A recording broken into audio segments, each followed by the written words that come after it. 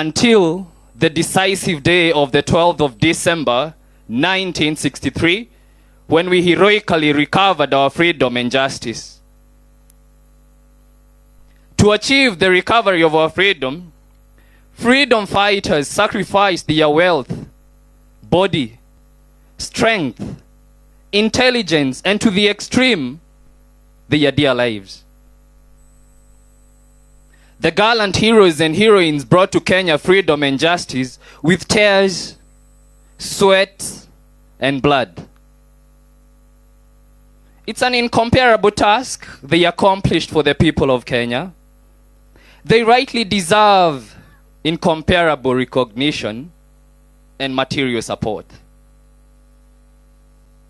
Through intrigues and betrayals, Kenyan freedom fighters were thrown into the wilderness after the colonial regime.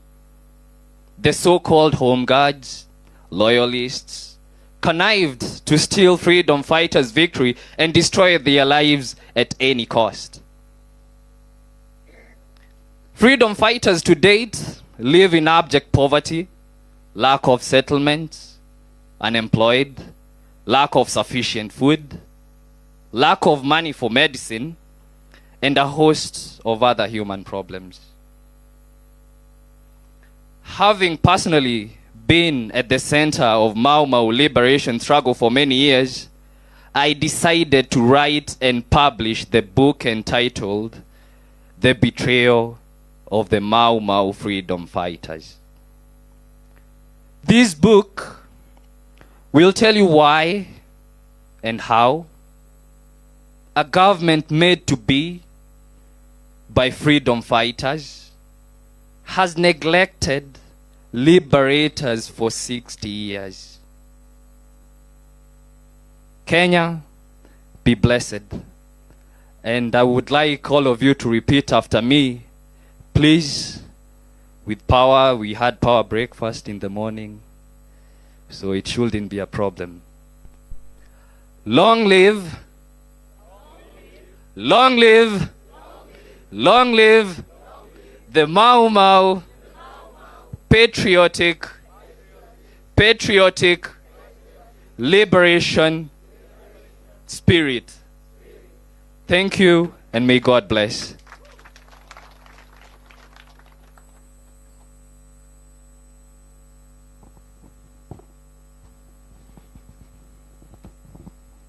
Nitamaliza na kusema hivi. Tuliongozwa katika vita vya upiganiaji uhuru na wale waliokuwa mbele yetu, Mekatilili wa Menza from Kilifi, Koitare Osomoi from Nandi in Rift Valley, Wayaki Wahinga in Central Province, na wengine ambao walikuwa mashujaa wa kukataa utumwa wa ubeberu. Nyinyi ni wasome sasa. Tulijitolea kwa kila hali ndio nyinyi muweze kusoma. Ukienda katika sublocation yoyote sasa, kwa sababu watu wa nchi hii wako katika mkutano huu. Tuna watu kutoka Kilifi,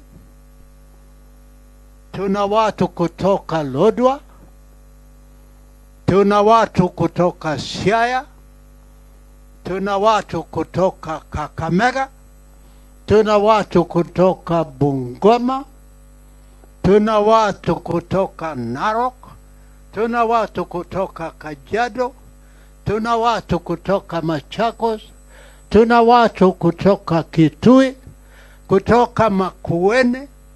Kila mahali ya nchi yetu tunao watu waliokuwa katika harakati za kupigania uhuru. Sasa nyinyi watoto wetu ambao tulikufa kwa juu yao wasome vizuri. Musikubali masomo yenu kutumiwa kwa njia mbovu. Ulisoma ujisaidie na masomo, na vile vile utambulike katika nchi yako ya kwamba ni mtoto aliyesoma wa nchi hii. Kama nchi hii ikianguka, nyinyi mtalipa kwa njia ambayo mimi siwezi kusema, lakini mtalipa. Ningependa vile vile kushukuru President kwa sababu wakati alikutana na mfalme alisema mambo kadhaa. Alisema, mjue nyinyi mlinyang'anya watu vichaka, nyinyi mlipoteza haki za watu, na kwa hivyo nyinyi tengenezeni kukuwe na full reparation discussion. Hatuwezi kusahau kusema hivyo kwa sababu alisema hivyo. Right Honorable Raila Odinga, mimi ningekuambia hapa, Jaramogi Oginga Odinga alifanya kazi ambayo haiwezi kulinganishwa na kazi zingine kwa niaba ya watu wa Kenya. Chukua mtindo huo, ufanye kazi ya kuhifadhi mambo yote ambayo yalipiganiwa na hawa wapiganiaji uhuru. Sisi kama freedom fighters, na mimi naona gavana wa Makwiny Kibudha Kibwana, ambao amefanya kazi nyingi sana tangu tulipoanzia utetezi wa demokrasi. Na wewe pia usichoke. Ulizaliwa kufanya kazi ya namna hiyo. Sasa wale wote ambao nazungumza juu yao, nafikiri maneno yangu mumeifahamu vyema. Kithuku, endelea na kazi hiyo hiyo, kwa sababu ni kazi ya muhimu kwa nchi yako. Watu hawawezi kuishi kama mawe. Sisi kuna wakati ambao hatutahutubia nyinyi kwa sababu tumekwenda, lakini tuna matumaini mumesikia yote ambayo tumekuwa tukizungumza, na vile vile mumejua yote ambayo tumekuwa tukitafuta. Sasa mjaribu, kwa sababu jana British High Commission alisema British government wamekubali kumzungumza habari ya reparation. Na nikarudia CIA jana, nikamwambia watu wa Mau Mau fraternity wamesikia maneno yako, na sasa tunataka wewe uongoze njia ya kufikia lengo hilo. Shukrani kwa kunisikiliza.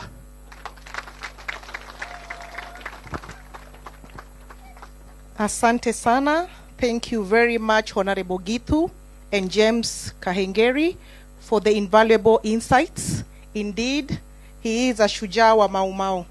In the interest of time, I'll now welcome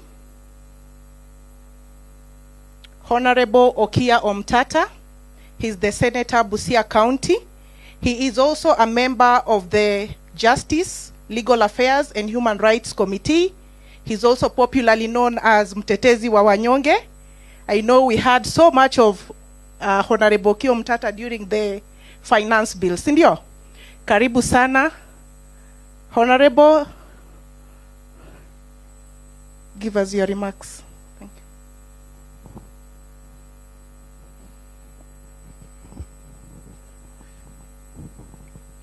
you. Mzee Githu wa Kihengeri, I think is the oldest member here. Honorable Prime Minister, Honorable Raila Odinga, and all my fellow brothers and sisters in the struggle. Hamujambo. But nimeshukuru sana kuwa hapa na kusikia machache ambayo nimesikia. Nimekuja kuchelewa kwa sababu mnapojua saa hii tunakaa kama majaji kule kwa Senate kuamua mambo yenye imetoka Meru. Na tumepatiwa break ya saa 1:30 na nikaona nikimbie nije hapa tusalimiane alafu nirudi niendelee na ile kazi mlinipea. So asanteni sana. Yangu yatakuwa mafupi. Jambo la kwanza, nataka tuelewane. Kama huna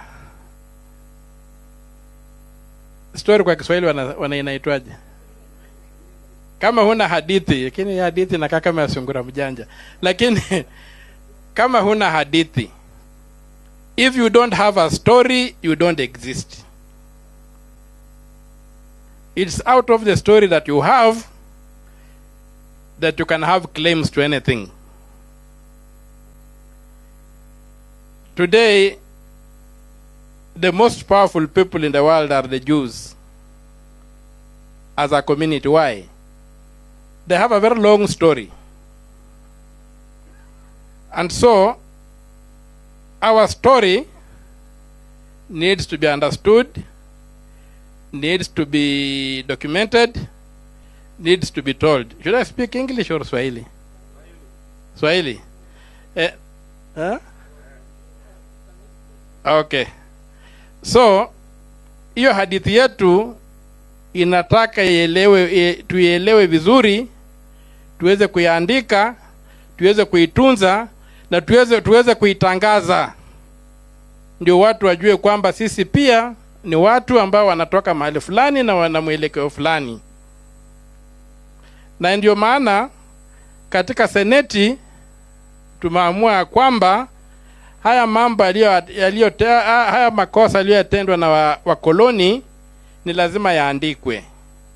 Na kwa sasa hivi tunajaribu kutengeneza tume ambayo tunataka kwenda kwa kila county yaandike ni vitu gani wakoloni walitenda.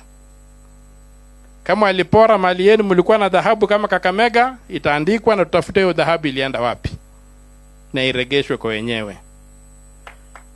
Tumeelewana? What I'm saying is that right now in the Senate, we have made a decision to document the atrocities that were done by the colonialists in this country. And we are going to form county-based committees of detail to interrogate and audit our narrative, to be able to ferret out violations of human rights and other crimes against humanity. And then from there, we would want to make it a state project to demand reparations. It will not be done by NGOs. It has to be the state with the support of NGOs, not the NGOs leading the fight. That's what I think in the Senate we have resolved, and we are working towards the legal framework for doing that. Jambo la pili, huu msukumo ni kwamba tumesikia mzee Githu akisema walikuja wakatunyang'anya haki yetu, mashamba yetu na kadhalika. Na sasa hivi kuna wale ambao bado wanaendelea kufanya hiyo kazi. Wanatunyang'anya haki yetu wamekaa kwa maofisi, wanatuibia na wanatuletea umaskini. Hiyo ni lazima tukabiliane nayo. Na ndio maana sasa tukitoka hapa kwenye hii msukumo wa liberation, wa ukombozi, lazima tuingie msukumo wa emancipation. Sijui kwa Kiswahili emancipation ni nini? Ridha. Ati? Emancipation kwa Kiswahili ni kwa English. Tumefanya ukombozi wa kujikomboa kwa mkoloni. Lakini hiyo kujikomboa ile ni kama kuvunja jela. Kama wewe umefungwa kwenye jela, alafu kuna kuja wakati wanasema hiyo jela lazima ifunjwe, itavunjwa alafu naambiwa wewe nenda nyumbani. Lakini utaenda sasa waangalie huna transport, huna nini. Jioni ikifika utarudi kwa jela, kwa mwenye jela useme si unisaidie nilale tu siku moja tena kwa hii jela nikijipanga kwenda nyumbani. Sasa tunasema kuvunja jela haitoshi. Ile haki yako ambayo ulipoteza ukiwa kwenye hiyo jela lazima upewe. Na ndio maana sasa tumeanza kuangalia kwamba mambo ya uchumi ni muhimu sana. Tuache porojo yote. Suluhu ya umaskini ni sisi wenyewe kujipanga na kusimamia uchumi wetu kwa njia ambayo inafaa. Tuanze kuangalia kwamba mali yetu ambayo tunatoza kwa ushuru inafanya kazi gani? Inatumika vipi? Na tuache mambo ya kutegemea mambo ya agriculture. At the backbone of the economy is agriculture. That's an insult in the 21st century. We must get into the service industry. We must begin competing with the rest of the world. We must begin embracing our comparative advantages. We must begin creating millionaires in our villages. We must see rich people across the country. And we are not going to do that just by repeating this mantra that agriculture. We must manufacture. Sasa hivi tunapigana kule bunge. Kuna ile mambo ya kutengeneza magari ya automotive industry. Ukiangalia kulikuwa na agreement ilitengenezwa na UN 1958 ambapo ukisaini hiyo agreement mnaweza kuwa na kiwanda chenu hapa industrial area na mna manufacture kama ni carburetor ya Toyota ama ni filter ya Toyota, na itakuwa genuine original equipment yenye inaweza kuuzwa hata Uingereza. Kuna mabwenyenya hapa walikataa kusaini hiyo treaty. Mpaka sasa hivi hatujasaini. Hizo vita ndio tunapigana sasa hivi. Tunataka kujikomboa kiuchumi. Ule mtu anatukalia mzungu alienda, yale makosa alifanya tutamwandama. Lakini hata tukipata hiyo haitatushibisha. Lazima tuanze kujiuliza sisi kama watu wa dola hili ni vipi tutatajirika. Hakuna vile Mmeru atauza miraa atajirike. Tujenge viwanda. Tukianza kuingia kwa hizi industries zingine ambazo zinafanya hivi na vile, na kama motor vehicle tunajaribu kusukuma, tukiweza kutengeneza 40% ya motor vehicle hapa Kenya, itatusaidia kwa njia kubwa sana. Na unapata shida imekuwa miaka yote watu walikataa kuweka vidole mahali fulani kwa sababu uchumi unaendeshwa na traders, not investors. We have very many transactional characters in this country. They drive the economy on the basis of trade, not investment and growth, not development. And that is where we must take our next frontier, to fight so that we can get emancipation, so that we can get rich people in this country, so that we can get to compete with the rest of the world. But to get there, we must tell our story of where we are coming from. And that's why efforts like this are extremely important. Because we must be able to remind people that at one time, some people thought we did not deserve to live in this country. And they wanted to exterminate us.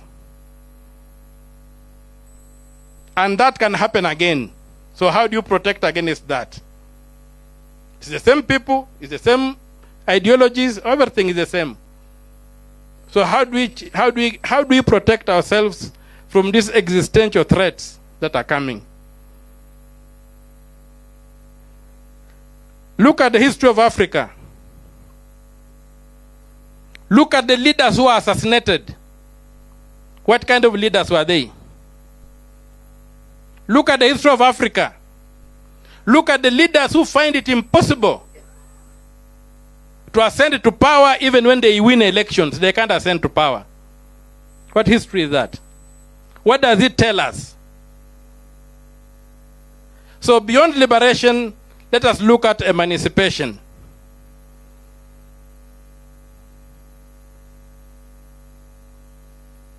Let us look at emancipation. Let us transit from the narrative of Joshua into the promised land to Nehemiah coming back from Babylon. We are no longer in Egypt. We left Egypt in 1963. Right now we are in Babylon. So we need to find a formula of getting out of Babylon back to... I'm using the Jewish professed Christians and the Jewish. You have grafted yourself onto the Jewish story.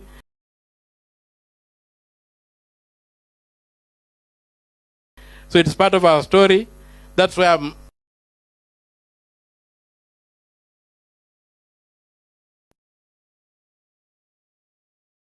With everything you have gained, how do we go back and be the people God intended us to be? How do we go back